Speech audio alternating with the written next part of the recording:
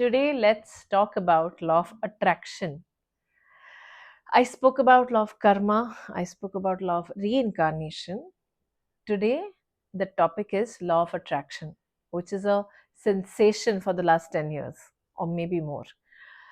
Law of attraction is nothing but the power of your subconscious mind. I'm sure you've heard a lot about this topic, and the internet is flooded with this topic. There are a lot of therapists, life coaches teaching law of attraction, talking about it. So what's new, right? I am here to tell you how it works or does not work, in what circumstances will it work. And the reason I am explaining this is because I have always explained law of reincarnation, law of karma, and law of attraction to my clients when they come to me for the first time, because getting a basic understanding of these three laws can give you answers to many questions that you have. It starts resolving your why is this happening, how can I change it, what can I do, why is it not working out. Everybody have We all have these questions, and we all go through this at a certain time in our lives. These three laws are literally working together, and if we really get a hang of it, we learn them properly, there is a possibility that you can change your life 360 degrees. I am a living example of it. I have I always choose to live by the example. I like to practice what I preach. And that's how this has come to me, that it's very important to understand these three laws, because they are literally governing your life. They are literally creating the basic experiences. Of course, other laws are important too, but I focus on these three for a very specific reason. So let's come to law of attraction. Last video I explained law of karma, and that leads you to law of attraction. The power of your subconscious mind is such that it can change your reality completely. What you hold on into your subconscious is what you see in your life. Subconscious is like a projector, and the CD that you're choosing to put in your subconscious is creating your life. So, what CD are you choosing to put in your subconscious, which is projecting your reality for you? Here is where the power comes in, and here is where how to use it comes in. So, the conscious mind is 5%, and subconscious is 95%. Conscious mind does processing of information, what we take in from the five senses: visual, audio, tactile, everything. And the information is put into the subconscious through a filter, and the subconscious understands to hold this information, because subconscious is nothing but a storehouse of memories. It's humongous, it's very big. And the filter through which this information goes in is created between the age of 2 to 8. Now, this filter is what we see as a child, what we are taught as a child, do's and don'ts of life, definition of self, love, money, profession, relationship, career, everything, social life, sex, all these topics, how they reach us as a child and how are we perceiving it as a child, creates the filter. So information that we take in goes through this filter into the subconscious, and subconscious holds the memory as a good or a bad memory. That's about it. Now the catch is that the conscious mind who processes information and is able to think has no power. And the subconscious, which is actually a warehouse of memories, humongous, but just a warehouse of memories, is 6,000 times stronger than your subconscious mind. It's very powerful, crazy powerful. Now, this warehouse of memories is responsible for your life, because the 6,000 times stronger power is actually creating your life. And as a therapist, me or anybody else who's practicing healing helps you access this subconscious, which is holding on to a memory, holding on to a very important information, which is creating your current reality or may create it in the future. So, subconscious has a power to hold on to memories, right? And is such a fertile land that the seed that you put in becomes a tree. So the seed that you put in of a, let's say, of an apple or a peach or a cactus, subconscious only knows that it is supposed to grow it, it is supposed to create it. It does not have the power to understand what is right and wrong. It only has a power to say tathastu, to just give, multiply what is given to it. I'll give you an example. Consciously, a boy knows that smoking is bad for him. But when he goes out, when he smokes, he loves it. He enjoys the experience. So he smokes and he enjoys it, and the memory of it goes in as a plus memory. Now, there is this one tiny thought that, oh, I should not be smoking, it's not good for health, versus 6,000 times stronger memory that I love it, will always win. All our habits, all our beliefs, which are not allowing us to break through our reality, are coming from the same principle. In the session, in the therapy, what we do is we help you go into this warehouse, which is very difficult on a conscious level. So if you want to connect to your subconscious, there are few ways to do it. Hypnotherapy is one of it. Meditation is the other. Third is deep sleep. And fourth, I have realized that any repetition of action helps you access your subconscious. For example, running, constantly doing the same action repetitively. It could be yoga, where you're relaxing yourself to the level that you're almost hypnotized because of right kind of breath work. Music, pottery, painting, some action, some movement which repeats itself so many times that your conscious mind gives up and says, okay, I'm taking a back seat, I'm not required here. And the subconscious kicks in, and subconscious is awake and active. Dream is a language of subconscious. That's why in deep sleep, you're in sleep, it's trying to talk to you, communicate with you in a form of dream. So the power of subconscious is can be used only when I know what is happening in my subconscious. As I said, it is a 6,000 times stronger energy, a hard disk which is holding on to every memory along with its emotional units, emotional associations. And that is the reason why those emotions keep recreating themselves. Now, the subconscious is also holding on to your entire journey as a soul. Coming back to law of reincarnation, law of karma, your soul wanted the experience of body and chose to retain the memories because it was like a photograph of its journey, videos of its journey.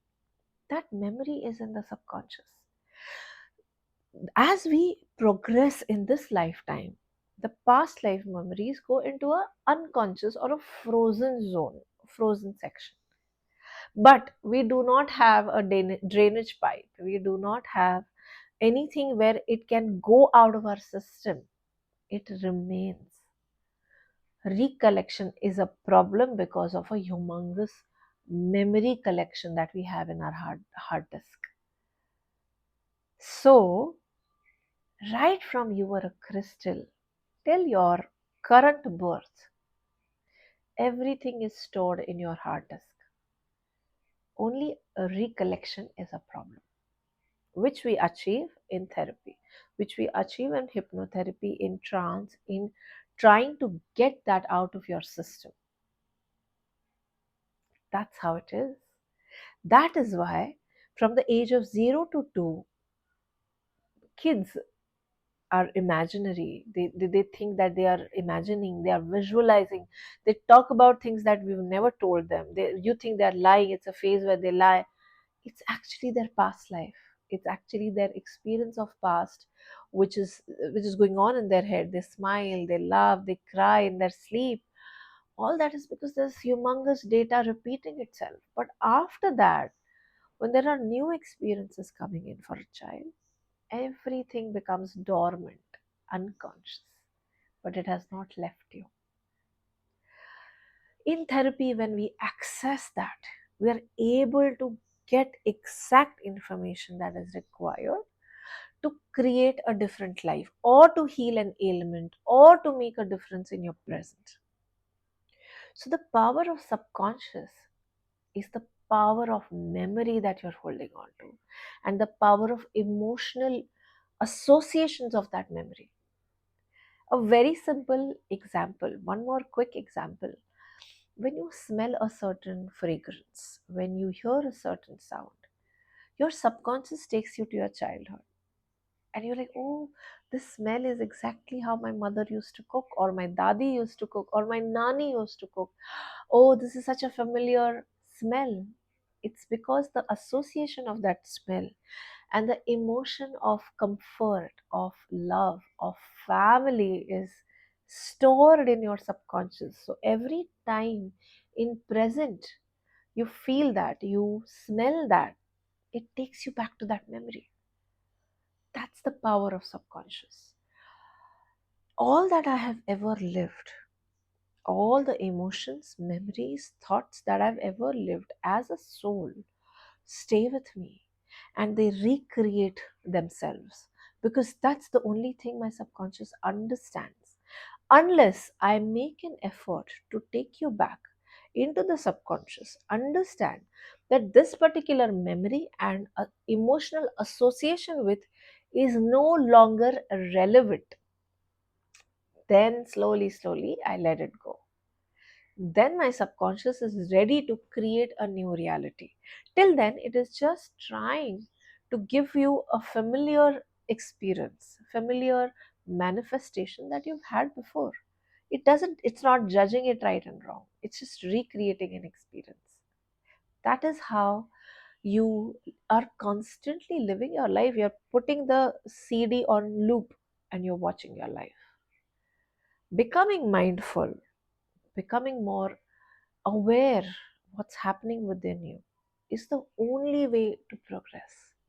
And anybody and everyone that you see, the celebrities, the life coaches, the healers, or anyone who's doing really well in their life, have understood this formula.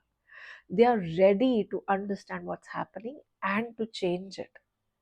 Now we come to law of attraction.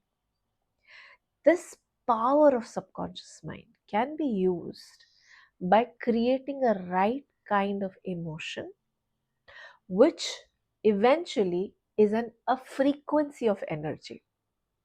Here I want to explain you the frequencies of energy, where there is a scientist who has put it very simply, very beautifully, that there are everything that we are experiencing or looking at has a vibration of its own.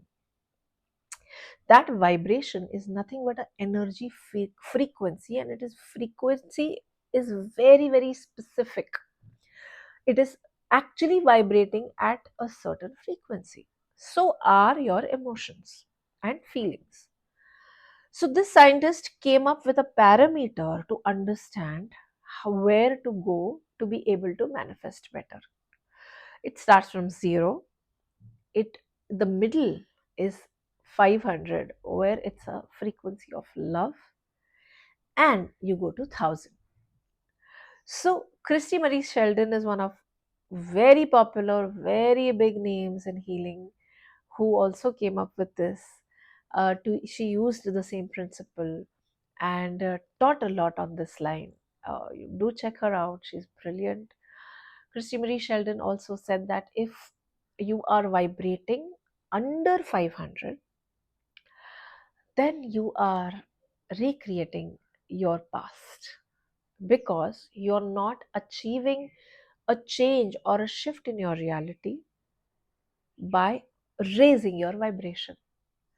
So, raising your vibration, love and above, gives you a possibility or opportunity to manifest better life.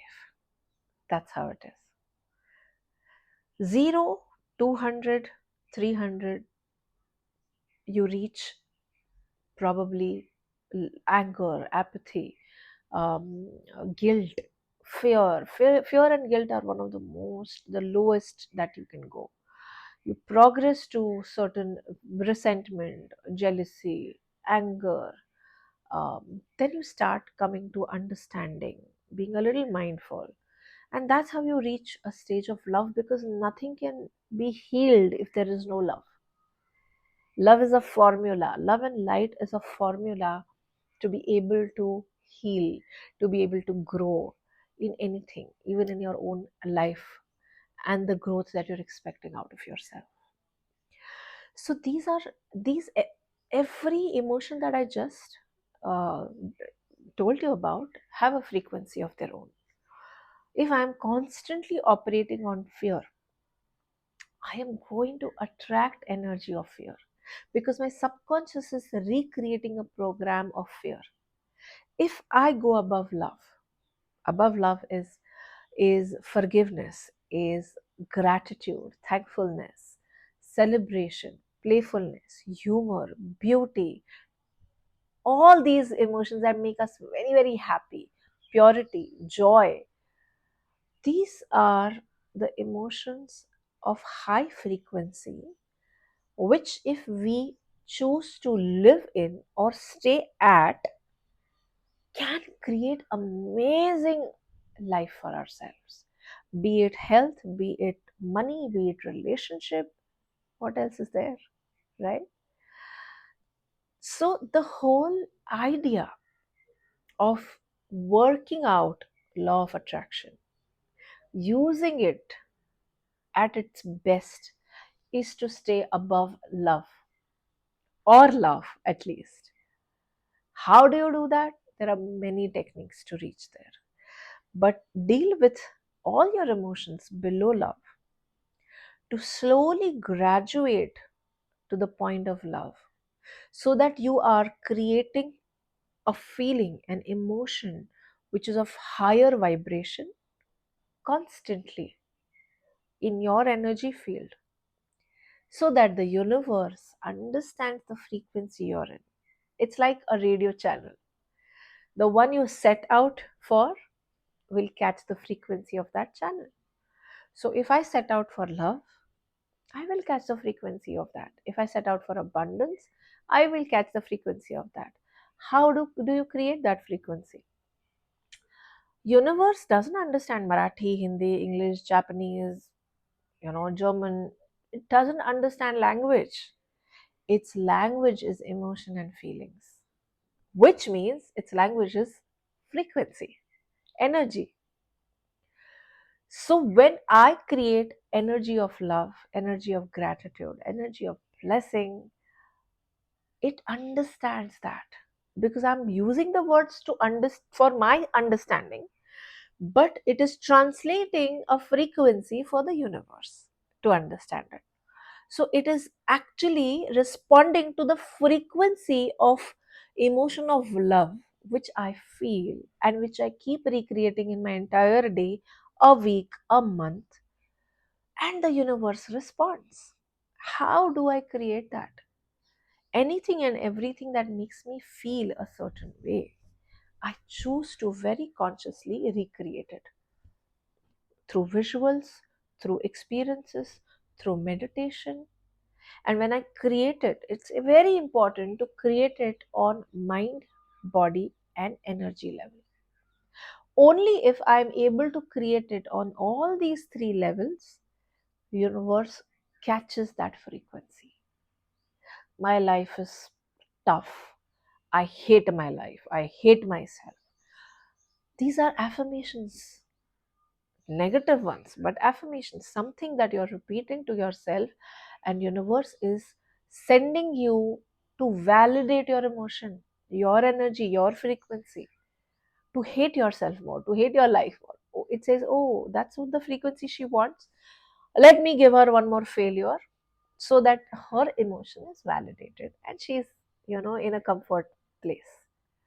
It doesn't understand right and wrong. It's only reacting, reciprocating to the frequency that you're choosing for the longest time of the day, week, month, year, or years to come. So, my responsibility as a person who wants to change my life, who wants better experiences, is to try and go back to positive thoughts, positive energies, not just on a thought level, but in my actions, but in my way of being and feeling. If you have ever noticed, our body reacts to everything that we are going through. We are so occupied with our thoughts in our mind that we barely, connect to our body. It reacts when you're fearful, it reacts when you're happy, it reacts when you're stressed. We have certain points where we store stress.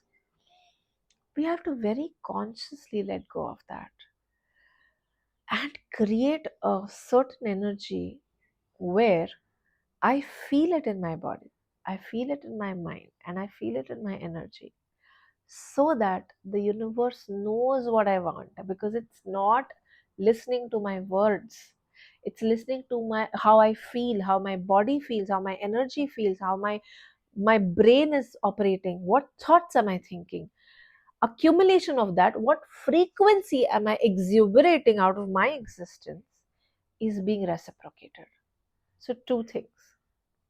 Law of attraction is the power of mind, which is basically nothing but the energy frequency that I store in my mind and that I exuberate into the universe. Comes back to me. It's an ecosystem. So I have to be very mindful of trying to stay above love, or not dwell too much into lower frequency energies, so that the law of attraction works the best for me. Or I would be like, oh, okay, I'll write a check for myself. I will sit and imagine and visualize my success and the best car that I always wanted and a big house. And when I'm done with my meditation, I go back to, oh, my life sucks. Oh, how irritating is this person? Oh, how stupid am I? What is the point of those 10-minute meditation that you did when you are spending your entire day, your week, your months cursing yourself and your life? What is true? That 10-minute meditation, or the other time you have to align your energy, not just in your meditation, but in your daily routine, to the frequency that you are wanting in your life. That's how the universe responds. Most of the times when people say, oh, law of attraction doesn't work, is because you're creating a dichotomy, a contradiction in your energy field, and universe cannot understand it. You say, oh, I want it, then you say, no, I don't want it, I want it, no, I don't want it. That confusion, that push and pull energy, is making you stagnant. You're in one place, there's no movement, because there is constant dichotomy in the way you're perceiving life. You are choosing one, but your energy field is talking about a completely different story. Align yourself with meditation, with practice, with action, and with the energy frequency, which your subconscious eventually realizes that it needs a new energy. It is holding on to the new energy and echoes it back to the universe, and then it comes back.